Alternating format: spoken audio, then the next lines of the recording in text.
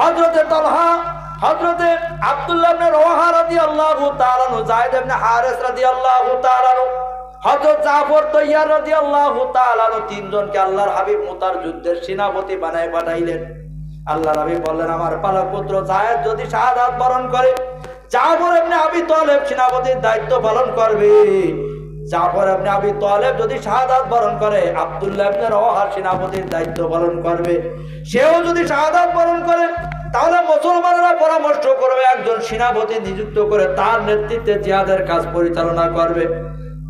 পাশে একজন ইহুদি বুঝে ফেললো, মুসলমানরাও বুঝে ফেললো, এই তিনজনের একজন ওই জিহাদের থেকে ফিরে আসবে না। এই জিহাদের তিনজনই শাহাদাত বরণ করবে। আব্দুল্লাহ হযরত জাফর রাদিয়াল্লাহু তাআলা আনহু রওনা করতেছেন জিহাদের ময়দানে। চারটা ছোট ছোট বাচ্চা। জাফর রাদিয়াল্লাহু তাআলা আনহু যদি তার বিবি বলতেন, ও স্বামী, তুমি তো জিহাদের ময়দানে যাচ্ছ, 2 নম্বরে তোমার নাম ঘোষণা করেছে আল্লাহর নবী, তুমি শাহাদাত বরণ করবা, ছেলেগুলো খাবে কি? এই বাচ্চাগুলো আমি লালন পালন করব কি করে? জিহাদে যাওয়া লাগবে না, আগে নিজের ছেলে মেয়ে মানুষ করার চেষ্টা করো। আজকের আমাদের পর্যন্ত তাহলে ইসলাম পৌঁছাইতো না, কথা ঠিক কিনা? আমরা ইসলাম পাইতাম? জাফর রাদিয়াল্লাহু তাআলা আনহুর বিবি সন্তানদেরকে ডাক দিয়ে বললেন, ও সন্তানেরা, পিতাকে জীবনের শেষবারের মতো দেখে নাও, আর কোনদিন পিতাকে পিতা বলিয়া আব্বা বলিয়া ডাকতে পারবা না।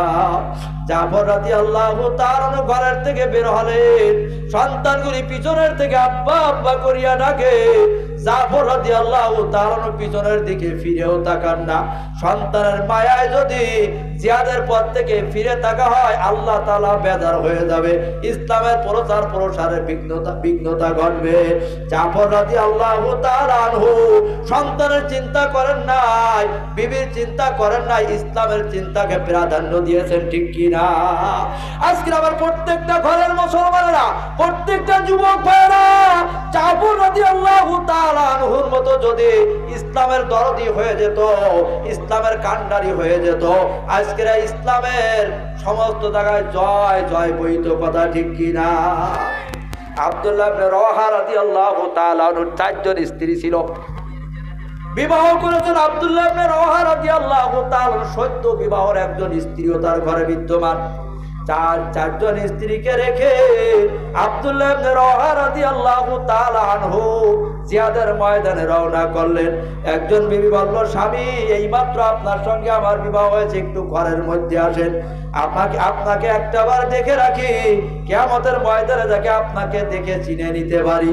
জাফর রাদিয়াল্লাহু তাআলা বললেন, ও বিবি, এখন ঘরের মধ্যে আসলে তোমার মোহাব্বত আমার অন্তরের মধ্যে বসে যেতে পারে, জিহাদে যাইতে বিলম্ব হয়ে যাবে।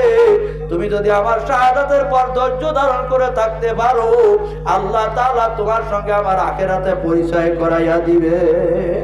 ও পর্দার আলের মা বোনেরা আমার, হযরতে আব্দুল্লাহ ইবনে রওয়াহা রাদিয়াল্লাহু তাআলা আনহুর বিবিরা যেইভাবে স্বামীর উপর থেকে দাবি ছেড়ে জিহাদের ময়দানে পাঠায় দিলেন ইসলাম প্রচার প্রসারের জন্য, আজকে যদি আপনারা আপনাদের স্বামীদেরকে এইভাবে বুঝাইয়া দ্বীন কায়েমের রাস্তায় পাঠিয়ে দিতেন, আল্লাহর ফজলে এদেশের মধ্যে ইসলামী হুকুমত প্রতিষ্ঠা হতে আর বিলম্ব হইত না, কথা ঠিক কিনা? সুতরাং মা বোনেরা, দ্বীনের ব্যাপারে আপনারা এই দায়িত্বটা নিজ নিজ ঘরে বসে পালন করবেন। আল্লাহ তাআলা এর দ্বারা আপনাদের স্বামীরা যত ইবাদত করবে, সব ইবাদতের সব আপনাদের আমলনামায় দান করবে। বলতেছিলাম মুনতাজার বিবির কথা, মনে আছে তো? বলবো নাকি শেষ করে দিব? মুনতাজার বিবি বলে, স্বামী, আমরা এত বড় অকৃতজ্ঞ নই, আপনাকে ছেড়ে আমরা চলে যাব, আপনি যেভাবে রাখেন আমরা সেইভাবে থাকবো। ঘটনা সংক্ষেপ করে নিয়ে আসতেছি, আমি একেবারে আলোচনা সংক্ষিপ্তভাবে শেষ করতে চাই। হযরতে মুনতাজ ঢাকায় এবার জিকির আজকার শুরু করে দিল।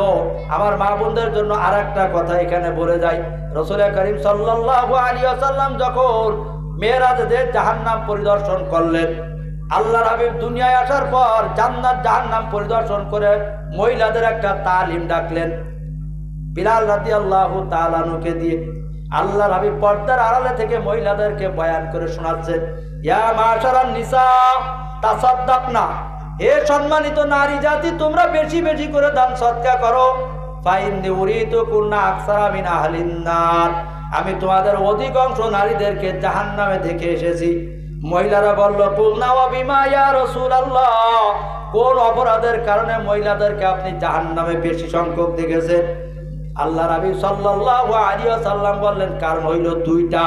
একটা হলো তোমরা স্বামীর নাফরমানি করো, অকৃতজ্ঞ হও, আর একটা হলো তোমরা বেশি বেশি অভিশাপ দাও।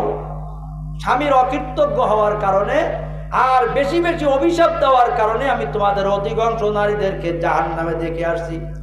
রাসূল করিম সাল্লাল্লাহু আলাইহি ওয়াসাল্লাম তারপরে বলেন, লাউ আহসানতা ইলা ইহদাহুন্না দাহরা সুম্মা রাত মিনকা শাইয়া, কোন স্বামী যদি যুগ যুগ ধরে স্ত্রীর সঙ্গে ভালো আচরণ করে, সাহায্য সহযোগিতা করে, সুন্দর ব্যবহার করে, সুম্মা রাত মিনকা শাইয়ান, হঠাৎ একদিন একটু ত্রুটি বিচ্যুতি ঘটে গেছে, একদিন একটা গায়ে চড় মেরে ফেলছে, একদিন একটা গালি দিয়ে ফেলছে, একদিন একটা ভালো কাপড় আনতে পারে নাই, ঈদের একটু ভালো বাজার করতে পারে নাই, এখন না মার ওয়াই তো মিনকা ফাইরান পাত্তু, সাথে সাথে নারীরা অকৃতজ্ঞ হওয়ার কারণে বলে ফেলে, এই পড়া কোপালের ঘরে এসে জীবনেও শান্তি পাই নাই।